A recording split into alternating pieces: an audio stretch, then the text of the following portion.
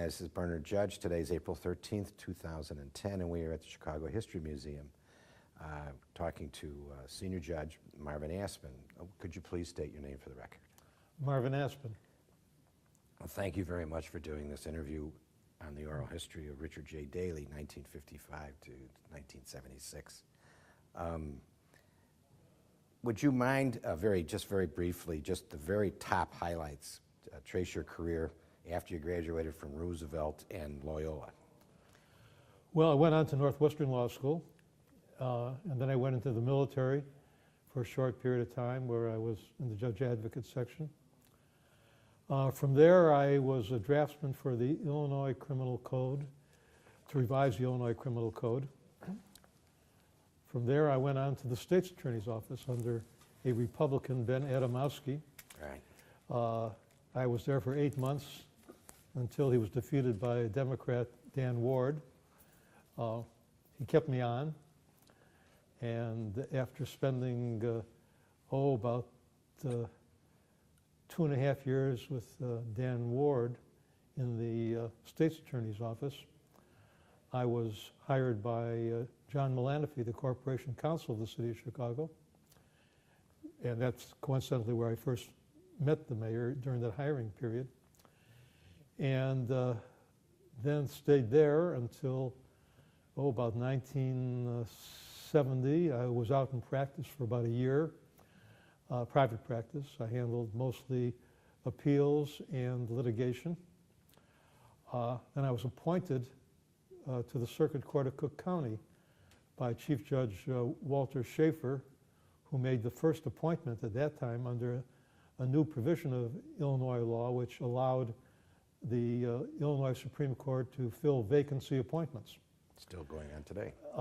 And I was the first vacancy appointment under that new legislation. I served in the Circuit Court of Cook County in both the criminal division and criminal felony division and the civil trial division until '79 when Jimmy Carter appointed me to the United States District Court for the Northern District of Illinois in Chicago. I've served there since. 7 years that time I served as Chief Judge. And I'm still working. Excellent, excellent. Why did you choose government as an occupation? I think I was very idealistic. I hope I still am. But I was properly idealistic as a young lawyer. I really wanted to do something that was worthwhile. I loved the law. I enjoyed law school. Parts of it I didn't like, of course, but for the most part I enjoyed it. And the exciting part was really getting involved in litigation and cases. And I had a feeling that I could have some kind of an impact in public service. And I also knew that that was the only way that you could get the kind of hands-on experience in the litigation area as a young lawyer right out of law school. If you joined a large firm, for the most part, if it was an option even for me at that time, you would not get the type of experience that I had. In my first year of government practice, I was arguing cases before the Illinois Supreme Court and the Seventh Circuit here in Chicago. It's an unprecedented experience in an unprecedented time in the history of the law. I don't think young lawyers today would have had that experience. But it was a combination of idealism and a sense that I could get experience early on in the government. Very good. So when you went to work for the Corporation Counsel's Office, you were hired by John Malanaphy. When you ended up handling most of the trial, appeal work and contested. Yeah, I got hired by John Malanaphy coincidentally, if I can have a little diversion. Sure.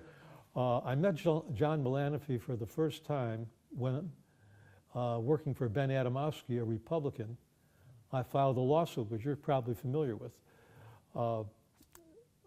Adamowski, in order to tweak Daley, I think, filed a mandamus action against the mayor and the city council to open the media, the city council meetings to the electronic media, television. At that time, I think there was a motion made before each meeting to suspend the rules to allow them in. But Malanaphy, in order to curry favor, Adamowski, in order to curry favor with the news media and also to tweak Daley, his new political enemy, filed this lawsuit. And he asked me to file it, so I researched it and filed it. And the city had John Malanaphy himself, the corporation counsel, handle it. So here I am, a young kid in my early 20s, doing battle against John Malanaphy. And we eventually settled the lawsuit, but we did spend a lot of time, in court and out of court, working on different sides of it. Then I got a call a couple of years later from John Malanaphy telling me that he wanted me to go to the city, come to the city and head what was then called the Appeals and Review Division. There was a lawyer who was about a year away from retirement. His name was Sidney Drebin. And Malanaphy needed a replacement for him to run that section. It was a section of really very good lawyers who were devoted only to city practice, did not have a private practice of their own, as most corporation counsels then, not now, Right. had. They worked full-time. They were, for the most part, extremely good lawyers. And he asked me to come over. And I talked to a couple of people who thought it might be a good idea to get some civil work on the municipal side, some experience. But I told Malanaphy that although my parents were registered Democrats and I had voted in the Democratic primary, as he knew, I started work in a Republican office. And although Dan Ward kept me on, I never had been involved as a precinct captain and a member of a ward organization, which 99.44% of city workers were at that time. Right. And I told him further, I was kind of a brashy kid, I said that, my interest really is in the law. I have all the respect for, politicians and precinct captains and ward committeemen, but that really is not my interest. I'm really interested in being a lawyer. I'm not interested in the political aspect of it very much. And, I know the requirements of the job, and I don't think that, it probably would work for me. So that was the end of the meeting. Until about a month or two later, I got a call from Malanaphy again saying the mayor wants to meet you. So who would, turn down the opportunity to meet Daley? So Correct.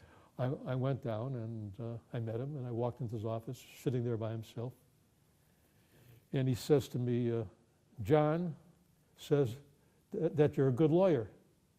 I said, well, thank you very much, Mr. Mayor. He said, and John wants you to work for us. And I said, yes. I said, he told me that, but, I told him, and I repeated the story about my own interests. And he looked at me and kind of stroked his chin. He said, different folks serve in different way. If anybody asks you who your sponsor is, you tell them that's me. And that's when I started to work for the city. And I never joined the war organization or rang doorbells. Not that I didn't get involved eventually in many activities that the Democratic Party were interested in. I helped a couple candidates doing research, writing speeches, and did some other things, but I really never was mainstream. And anyway, that was my first meeting with Daley. Do you remember what year that was? Yeah, that had to be, thinking 63. Yes, I think that's correct, yes. So that was your first meeting with him, but, and you were there for 8 years. Yeah. Mm-hmm.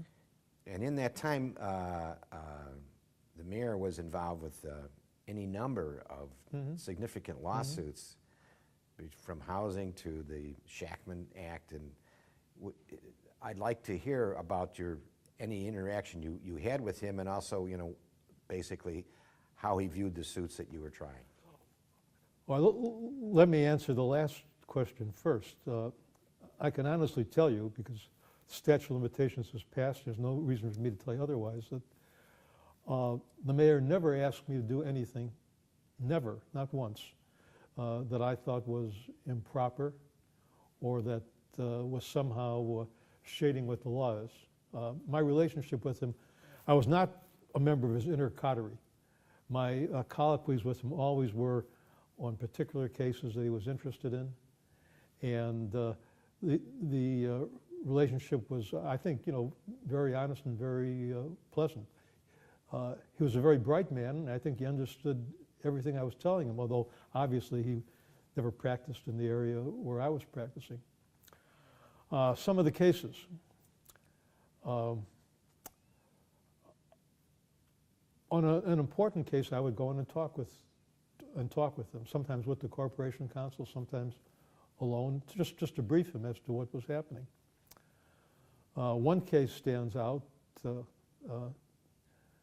1966, I was handling a case in the federal district court here involving a movie called Georgie Girl. The other side in the case was Columbia Pictures. Columbia was represented by Sam Block and a very young lawyer named Tom Sullivan at Jenner and Block. The gist of the lawsuit was whether or not the movie Georgie Girl could be shown to an audience including children. At that time, any movie could be shown to an adult audience, but you had to have a special permit to show it to persons under 18 years of age. This film had gone through all the licensing processes and the administrative appeal processes and had lost.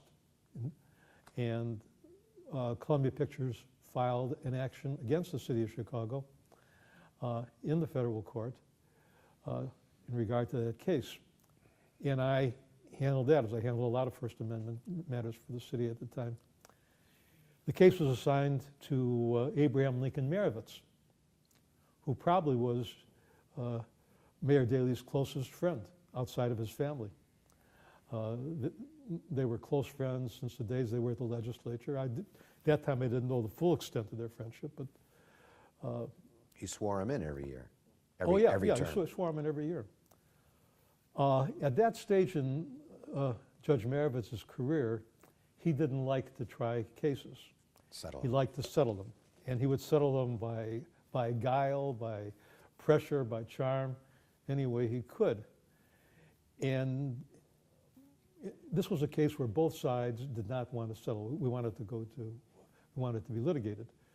Columbia Pictures said this was a precedent. If they can stop a picture like this from being shown generally, they can do it again. We might as well take this case all the way to the United States Supreme Court. And they paid Jenner enough to do that. At the same time, it was a principle as far as the city was concerned that the licensing system was a fair one, and the powers to be felt that this film should not be licensed. So neither side really thought the case was going to be settled, except Judge Marovitz said, "You're going to settle the case." Well, finally, out of frustration with us, he set the case down for trial a week before Christmas, knowing that lawyers hate to try cases over the Christmas holidays, and thinking that that would induce us to somehow settle the case.